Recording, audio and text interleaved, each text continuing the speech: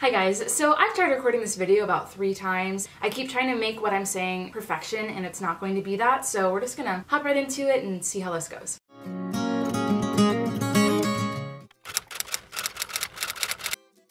Hi guys, so if you have not seen my face before, my name is Jess Medley and I make videos here on YouTube. Kind of a scary thing to post things about yourself online that kind of you don't feel okay with in yourself, but I think that what I'm going through is something that a lot of you guys are also going through, so I thought I would just kind of share what I've learned. So the reason that you clicked on this video is probably because of the thumbnail. And this thumbnail is of me, and it is from a week 1 of starting to a week 2, basically 2 weeks in between the 2 photos. One of them where I was obviously very bloated and just not looking my best, and then 2 weeks later where I had trimmed down so much in only 2 weeks. And the thing about these photos is that while they're me and while the time span is the same, these photos aren't current. These photos are from 3 months ago. Obviously, I was doing so well then. I was eating the right portions I was supposed to be eating. I wasn't overeating like I do so often, and I was eating meal preps and exercising, and I exercise at my job, but I fell out of that. I've been trying so hard to get back on it, but I just can't come up with the motivation. And I understand that that's a problem for so many people. So I just kind of wanted to come on here, talk about my experience with overeating, and kind of detail some ways that I did back then that I can implement now and that you guys can also implement into your daily routines and habits to lose weight as an overeater, because this is something that I didn't really find a ton on YouTube. I looked for videos about how to lose weight as an overeater, and while there's videos on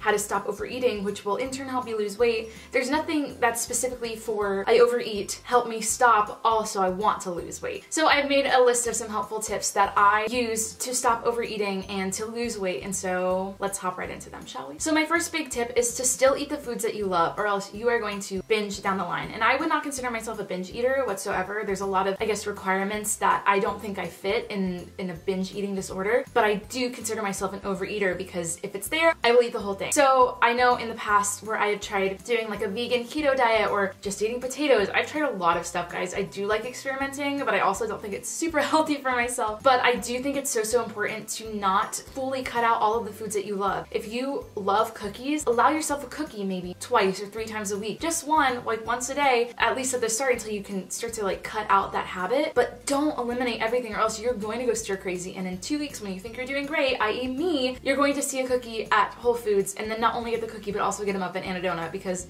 been there. My next tip is to eat food on a smaller plate. And I know this is a tip that kind of goes around with a lot of YouTube videos about losing weight, but it's so true. So from what I've researched, it's called the Delboeuf illusion. I probably am saying this wrong, but basically by putting food on a smaller plate, you're seeing that plate is full. Whereas if you had a larger plate and you put the same amount of food, it looks empty, which in your brain kind of gets confusing, and then you end up wanting more food. So I find that it helps so much to keep food in either a smaller bowl, a smaller plate, just a smaller dish size, because you don't think that you're missing anything. So I'm definitely an emotional eater, and I will eat foods when I am feeling a wide range of emotions, whether that be happy or really sad. I just find it as kind of a thing that numbs things, which is not the best place to put all of that energy. So my third tip is to find ways to de-stress and find other outlets for those emotions than food. I came up with a little list that basically includes exercising, writing in a journal, sing, play video games, learn an instrument, read, drink water. Me, I edit a video most of the time. And by kind of distracting yourself from the ideas of, oh wow, I need to eat to either quell these emotions or to feel better, you're putting that energy into something else and something way more productive. So I think that's a much better use of your time. My next tip is to not skip meals, because you are going to be so hungry later. I know a lot of people don't like to eat breakfast, or they're doing an intermittent fasting thing. Do things as you like. However, it's so important not to kind of starve yourself into the morning, because by the time lunch comes around or when dinner comes around, because you've skipped a meal, you're going to be ravenous and not care what goes into your body as long as it's food, because you just want to like quell all of the raging hunger inside of you. So do not skip a meal. Number 5 is to slow down when you're eating. I eat food so fast, so this is something that I have to take a lot of attention to. Slow down when you're eating. You'll actually enjoy the food that you're eating. And by the time that you're done eating, when you eat slower, your hunger signals will have caught up and your brain will be like, okay, stop. But when you eat really fast, your stomach has not transmitted to your brain that you're not hungry anymore. So you're just gonna keep eating, and then in 5 minutes, you're gonna be like, wow, I am really stuffed, because you went past the point that your body was like, okay, girl, you done. My next tip is to add healthy fats to your diet. Fats personally help me a ton staying full longer. So I love avocado. I love any like nut butters, like cashew butter or peanut butter or things like that. I also add chia seeds to a lot of my breakfast just to to add in another healthy fat and a little bit of extra protein. My next tip is to know your weaknesses. Do not keep food in your house that you know you're going to overeat. For me, mine is Ben & Jerry's ice cream. I will literally eat the whole container in one night because it's there and it's available and I know I like it, so I'm gonna go eat it. But if you know you're this way around certain foods, just don't keep them in your house. It's that simple. Enjoy them when you're out, but don't keep them around because then you just won't think about it, and basically out of sight, out of mind is a thing, and follow it.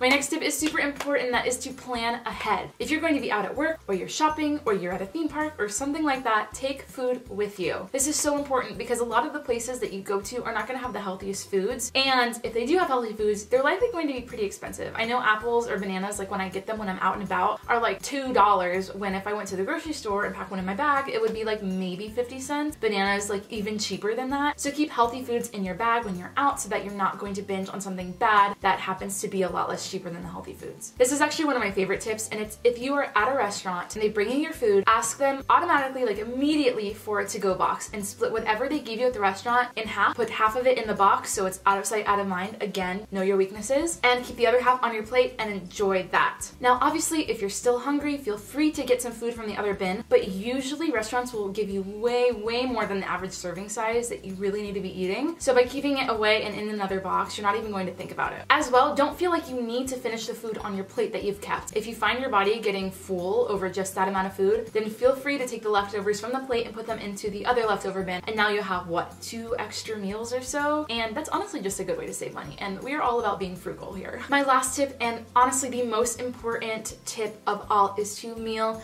prep. I know everybody says this on YouTube, to meal prep your meals as well as being prepared, but it's also just so easy. If you make big batch meals on like a Sunday and then you have them for the rest of the week, not only are you not going to spend money on food, you're also going to leave work. You'll know that you can just come home and eat the food that you have. With meal prepping, you know what's going in it. You can make it how you want to make it. Honestly, it is something that helps me out so much. I love meal prepping big things in my Instant Pot. I'll do like a vegan chili. I've made like a vegan beef stew kind of thing. If you're not vegan, I'm not here to tell you to be vegan, but you can meal prep your own types of food. Pinterest is such a good platform for finding big meal prep things to use. You can literally just type in healthy meal prep on Pinterest and you'll get so many different ideas, and you can switch them out throughout the week. I like doing like 2 big meals, so I'll do like a vegan chili and then a vegan beef stew, and then I'll trade them out for lunch and dinner. Like I won't have the chili every night for dinner, but I'll trade them out. Some days it's for lunch, some days it's for dinner. And then usually with breakfast I'll make it, and I'll just usually do the same oatmeal every day. Or if you need more variety in your life, feel free to make smaller batches of foods and then do those like 3 times a week or 2 times a week and just kind of intermingle them. It's really up to you and what works best for you. But for me, I find big batching, it's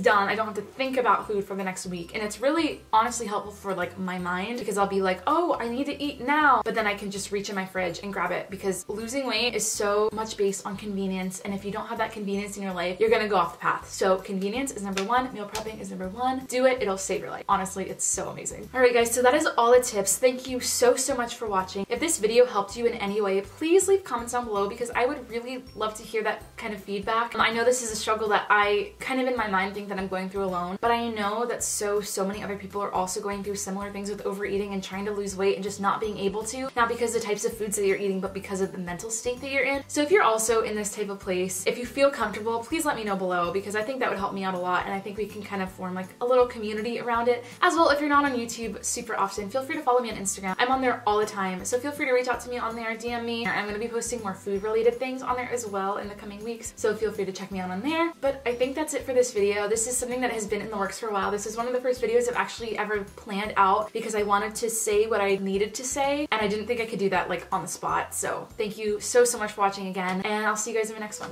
Bye. I see stars.